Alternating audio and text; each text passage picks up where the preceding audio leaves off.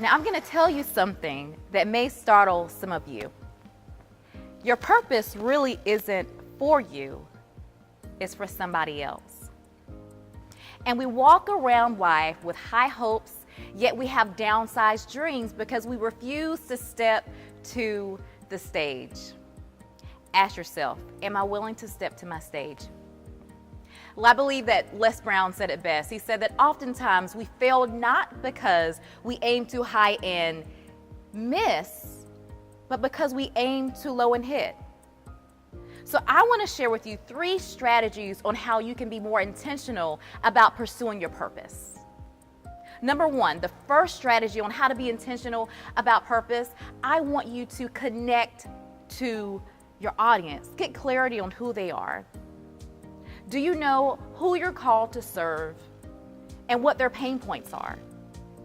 When you get that heart connection to your audience, then it's easier to look at purpose as a calling rather than a heaviness.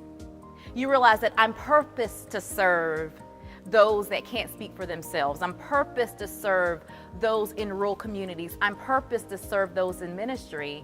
And you see it as more of an assignment than a fear. Okay? So number 1, connect with your audience. Number 2, the number 2 reason on how to be intentional about pursuing purpose, you need to get a plan. Get a plan. You should have a personal strategic plan for your life as well as your purpose, your business. And when you have more clear, specific goals centered around how can I actually make this happen, then you'll start identifying those resources and those individuals that can actually make you see this thing clearly and help you pursue your purpose more intentionally. Now, number 1, you know you're connecting with your audience. And number 2, you're getting your plan. And number 3, this is important, guys. You need your strong circle of 5. You need your team of influencers. You need people that surround you, that push you like you need to be pushed. You need people in your life that are like the giraffes that see bigger than themselves versus the turtles, right? You need individuals that are sitting in places that you desire to sit one day, and a little less of those individuals that have no desire to move. In order to be intentional about your purpose, you got to be surrounded by purpose seekers just like you. I want to tell you a quick story of why this is such a passion of mine and why I feel as though I'm called to really help people birth their purpose and walk out sometimes journeys that may seem scary. It was 4.5 years ago that my life completely changed. My husband and I, we were so excited that we were expecting our first baby girl. As a matter of fact, we had a party for her before she even got here.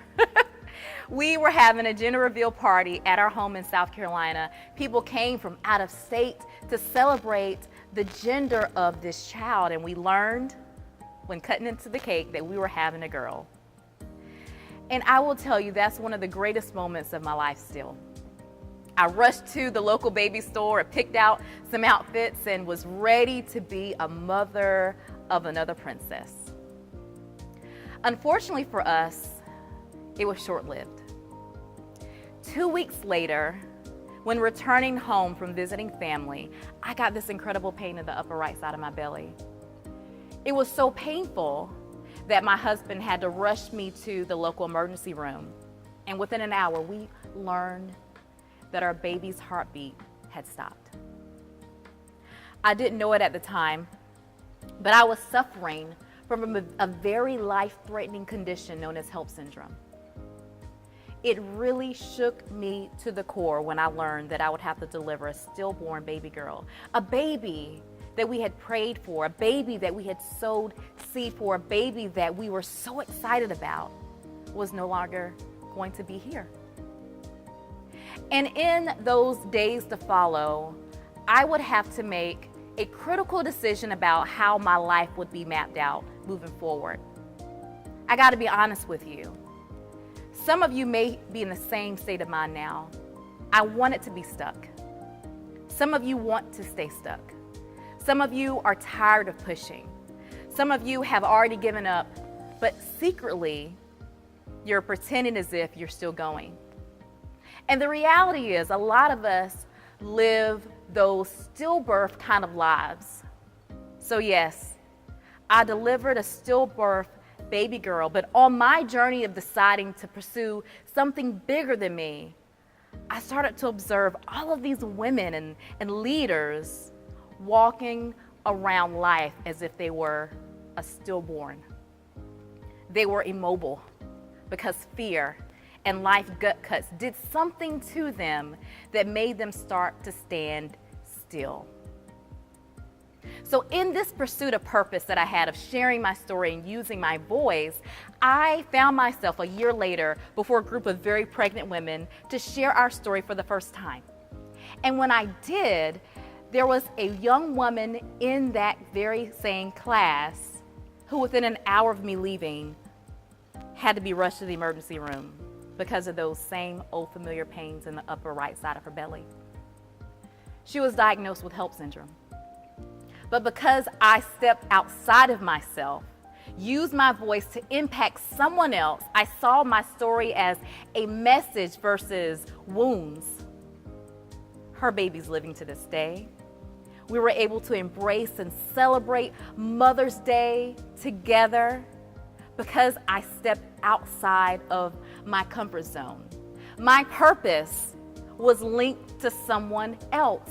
I learned that it's not about me.